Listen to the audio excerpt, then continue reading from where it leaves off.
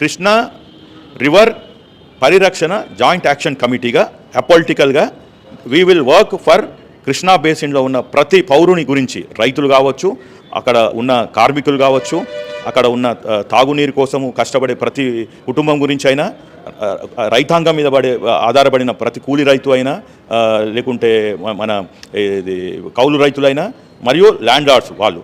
మూడోది, నేను చేసిన రీసెర్చ్లో ఎందుకు వలసలు వెళ్తున్నారు ఇక్కడ అంటే తాగునీరు సాగునీరు కాదు, అసలు ఇండస్ట్రియలైజేషన్ అక్కడ జరగలేదు. ఆ బేసిన్లో మీరు పాలమూరు, రంగారెడ్డి, నల్గొండ, ఖమ్మం, సరే హైదరాబాద్ పక్కన పెడదాం. హైదరాబాద్ ఈజ్ మొదటి నుంచి భారతదేశం స్వాతంత్రం రాకముందు కూడా ఇది గ్రోత్ ఇంజన్, ఎయిర్పోర్ట్ ఉన్నాయి, రైల్వే స్టేషన్ ఉన్నాయి, అన్నీ ఉన్నాయి. కానీ ఇండస్ట్రియలైజేషన్ కృష్ణా బేసిన్లో జరగలే.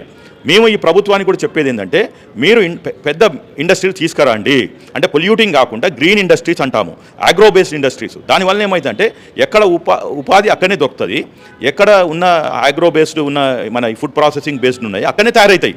ఇప్పుడు ఈ గజ్వెల్ల కేసీఆర్ ఆయన సొంత నియోజకవర్గం ఐటీసీ గ్రూప్ వాళ్ళతోటి ఒక 2000 ఎకరాలు ఇచ్చి దగ్గర ఒక 5000 కోట్ల గజ్వెల్ పెట్టించాడు. అది గజ్వెల్ అది ఆయన చేసుకున్నాడు.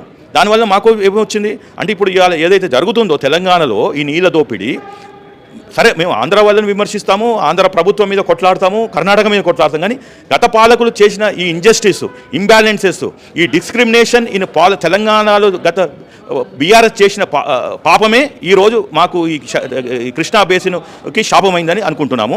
దీన్ని ఎలా న్యాయం చేయాలనేది ఈ మేధో మదనం చేస్తాం ఈరోజు ఈ